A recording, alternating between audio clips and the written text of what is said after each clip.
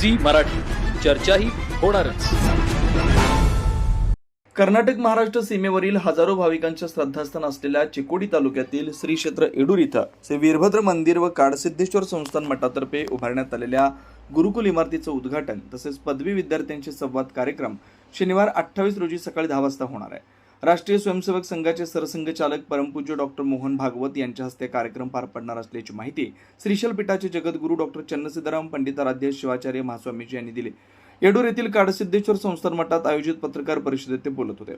समाजसेवेचा वसा जपत संकट काळात मदतीसाठी धावून जाणाऱ्या राष्ट्रीय स्वयंसेवक संघाचं कार्य उल्लेखनीय असून या कार्याची ओळख सर्वसामान्यांना व्हावी या उद्देशानं डॉक्टर भागवत यांना येडूर इथं आमंत्रित करण्यात आलं होतं.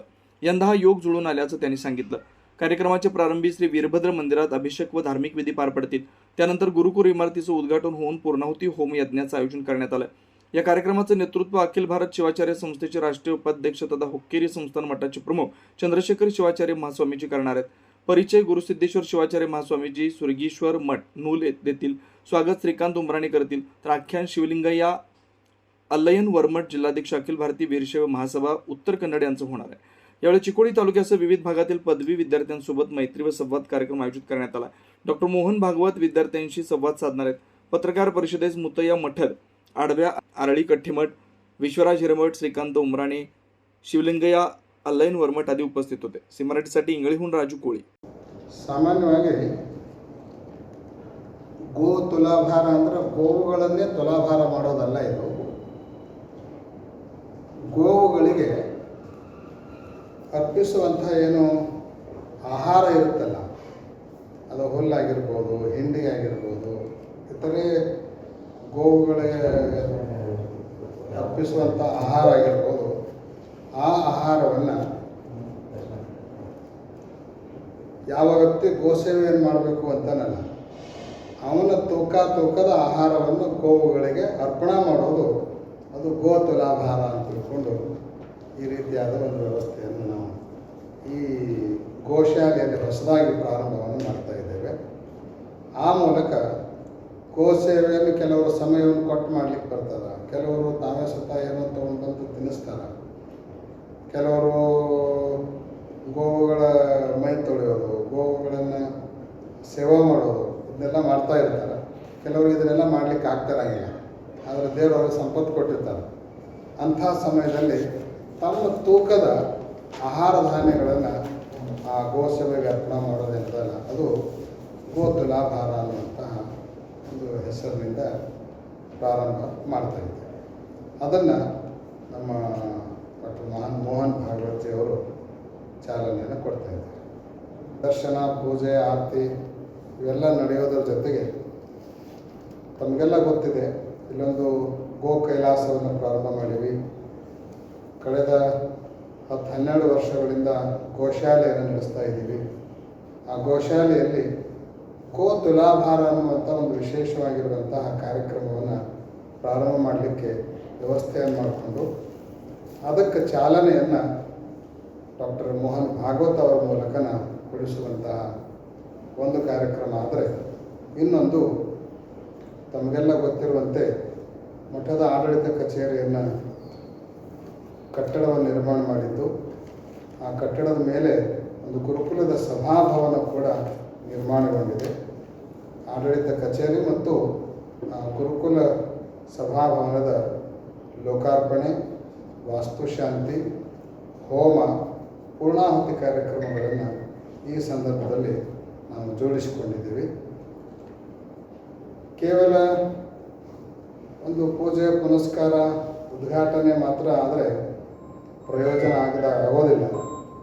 ಈ ಭಾಗದ ಯುವಕರಿಗೆ ಅವರಿಂದ ಒಂದು ವಿಶೇಷ ಸಂದೇಶವನ್ನು ಕೊಡಿಸಬೇಕು ಅನ್ನೋ ಉದ್ದೇಶವನ್ನು ಇಟ್ಕೊಂಡು ಇವೆಲ್ಲವುಗಳನ್ನು ನಿಮಿತ್ತ ಮಾಡಿಕೊಂಡು ನಾಳೆ ಬೆಳಗ್ಗೆ 10 ಗಂಟೆಯಿಂದಲೇ 11-11:30ವರೆಗೆ ಒಂದು ಯುವಕರ ಅಂದರೆ ಪದವಿ ವಿದ್ಯಾರ್ಥಿಗಳೊಂದಿಗೆ ಒಂದು ಸಂವಾದ ಕಾರ್ಯಕ್ರಮವನ್ನು ಇರಿಸಿಕೊಂಡಿದ್ದೆವು. ಸುಮಾರು 700-800 ವಿದ್ಯಾರ್ಥಿಗಳು ಬರುವಂಥ ಒಂದು ವ್ಯವಸ್ಥೆಯನ್ನು ಮಾಡಲಾಗಿದೆ. ಅವರ ಜೊತೆಗೆ ಸರಸಂಘ ಚಾಲಕರಾಗಿರುವಂತಹ ಡಾಕ್ಟರ್ ಮೋಹನ್ ಭಾಗವತ್ ಅವರ ಸಂವಾದ, ಮೊದಲ ಅವರ ಸಂದೇಶ, ಆನಂತರ ಸಂವಾದ, ನಂತರ ಜಗದ್ಗುರುಗಳ ಆಶೀರ್ವಚನ ಇದೆಲ್ಲ ಕಾರ್ಯಕ್ರಮ ನಡೀತದೆ. ಇದಲ್ಲದೆ ರಾಷ್ಟ್ರದ ಉಜ್ವಲ ಭವಿಷ್ಯದ ದೃಷ್ಟಿಯಿಂದ ಒಂದಿಷ್ಟು ಆಂತರಿಕ ಆಪ್ತಾಲೋಚನೆಯನ್ನು ಕೂಡ ನಾವು ಮಾಡುವವರಾಗಿದ್ದೇವೆ. ಆ ಸಮಯದಲ್ಲಿ ದೇಶದ ಸ್ಥಿತಿಗತಿಗಳನ್ನು ಕುರಿತು, ಈ ದೇಶದ ಉಜ್ವಲ ಭವಿಷ್ಯಕ್ಕಾಗಿ ಪ್ರತಿಯೊಬ್ಬ ವ್ಯಕ್ತಿ ಮತ್ತು ವಿಶೇಷವಾಗಿ ಸಂಘದ ಮೂಲಕ ಆಗಬೇಕಾಗಿರುವಂತಹ ಕೆಲಸ ಏನು ಇತ್ಯಾದಿಗಳನ್ನು ಚರ್ಚಿಸೋದ್ರ ಜೊತೆಗೆ ಸಮಾಜದಲ್ಲಿ ವೀರಶೈವ ಲಿಂಗಾಯತ ಸಮುದಾಯ ಕರ್ನಾಟಕದಲ್ಲಿ, ಮಹಾರಾಷ್ಟ್ರ, ಆಂಧ್ರದಲ್ಲಿ ಹೆಚ್ಚಿನ ಪ್ರಮಾಣದಲ್ಲಿದೆ. ಆ ಸಮುದಾಯದ ಒಂದು ಒಳಿತಿಗಾಗಿಯೂ ಕೂಡ ರಾಷ್ಟ್ರದ ಮೂಲಕ ಏನು ಮಾಡಲಿಕ್ಕೆ ಸಾಧ್ಯ ಇದೆ ಅನ್ನೋದನ್ನು ಕೂಡ ಅವ್ರ ಜೊತೆಗೆ ಆಂತರಿಕವಾಗಿ ಇಂಥ ಅನೇಕ ವಿಷಯಗಳನ್ನು ಚರ್ಚೆ ಮಾಡಲಿಕ್ಕೂ ಕೂಡ ಸಮಯವನ್ನು ನಿಗದಿ ಮಾಡಿಕೊಂಡಿದ್ದೀವಿ. ಇದೇ ಸಮಯದಲ್ಲಿ ಸಂಘದ ಉನ್ನತ ಸ್ಥಾನದಲ್ಲಿರುವಂತಹ ಮುಕುಂಜಿಯವರು, ಮಂಗೇಶ್ ಭಿಂಡೆಯವರು ಮತ್ತು ಇನ್ನೂ ಅನೇಕ ನರೇಂದ್ರಜಿ ಅವರು, ಇಂಥ ಎಲ್ಲ ಅನೇಕ ಗಣ್ಯರು ಕೂಡ ಅವರ ಜೊತೆಗೆ ಆಗಮಿಸ್ತಾ ಇದ್ದಾರೆ. ಇಷ್ಟು ಸುದೀರ್ಘ ಸಮಯವನ್ನು ಕೊಟ್ಟು ಇವತ್ತು ಈ ಪರಿಸರಕ್ಕೆ ಒಬ್ಬ ಗಣ್ಯರು ಆಗಮಿಸ್ತಾ ಇದ್ದಾರೆ ಅಂದರೆ ಇದೊಂದು ಇತಿಹಾಸ. ಹಾಗೆ ಉಪರಾಷ್ಟ್ರಪತಿಗಳು ಬಂದಿದ್ದು, ಆಮೇಲೆ ರಾಜ್ಯಪಾಲರು ಬಂದಿದ್ದು ಈ ಕ್ಷೇತ್ರದ ಇತಿಹಾಸದೊಳಗೆ ಒಂದು ದಾಖಲೆಯ ಸನ್ನಿವೇಶನ. ಅದೇ ರೀತಿ ಸರಸಂಘ ಸಂಚಾಲಕರಾಗಿರುವಂಥ ಡಾಕ್ಟರ್ ಮೋಹನ್ ಭಾಗವತ್ಜಿಯವರು ಬರ್ತಾ ಇರೋದು ಕೂಡ ಈ ಕ್ಷೇತ್ರದ ಇತಿಹಾಸದೊಳಗೆ ಒಂದು ದಾಖಲೆಯ ಗಳಿಗೆ. ಇದರ ಸದುಪಯೋಗವನ್ನು ಎಲ್ಲರೂ ಪಡ್ಕೊಳ್ಬೇಕು ಅನ್ನುವಂಥ ಉದ್ದೇಶವನ್ನು ಇಟ್ಕೊಂಡು ಮತ್ತು ಮಾಧ್ಯಮದ ಮಿತ್ರರನ್ನು ನಾವೆಲ್ಲ ಕರೆದಿದ್ದೇವೆ. ಈ ಹಿಂದೆ ಮಾರ್ಚ್ 1ರಿಂದ 6ನೇ ತಾರೀಕಿನವರೆಗೆ ನಡೆದಿರುವಂತಹ ಮಹಾಕುಂಭಾಭಿಷೇಕದ ಬಹಳ ದೊಡ್ಡ ಕಾರ್ಯಕ್ರಮದ ಎಲ್ಲ ವಿವರಗಳನ್ನು ಮಾಧ್ಯಮದ ಮೂಲಕ ನಾವೆಲ್ಲ ಬಹಳಷ್ಟು ಚೆನ್ನಾಗಿ ಪ್ರಚಾರ ಕೊಟ್ಟಿದ್ದೀರಿ. ಆ ಕಾರಣಕ್ಕೆ ಇವತ್ತೊಂದು ಕರ್ನಾಟಕದಲ್ಲಿ ಅಷ್ಟೇ ಅಲ್ಲ, ವೀರಶೈವ ಲಿಂಗಾಯತ ಧರ್ಮದಲ್ಲಿ ವೀರಶೈವ ಆಗಮ ಪದ್ಧತಿಗೆ ಅನುಗುಣವಾಗಿ ಮೊಟ್ಟ ಮೊದಲು ಮಾಡಿರುವಂತಹ ಮಹಾಕುಂಭಾಭಿಷೇಕ ಅದು ಯಡೂರಿನ ಶ್ರೀ ಕ್ಷೇತ್ರದ ಪಟವನ್ನು ಸೇರಿಕೊಂಡಿದೆ. ಇನ್ನು ಎಲ್ಲೇ ಮಾಡಿದರೂ ಕೂಡ ಅದು ಎರಡನೇದಾಗತ್ತೆ ಹೊರತು ಮೊದಲನೇದು ಅದೇನಿದ್ರು ಯಡೂರು ವೀರಭದ್ರೇಶ್ವರ ದೇವಸ್ಥಾನಕ್ಕೇ ಆ ಹೆಸರು.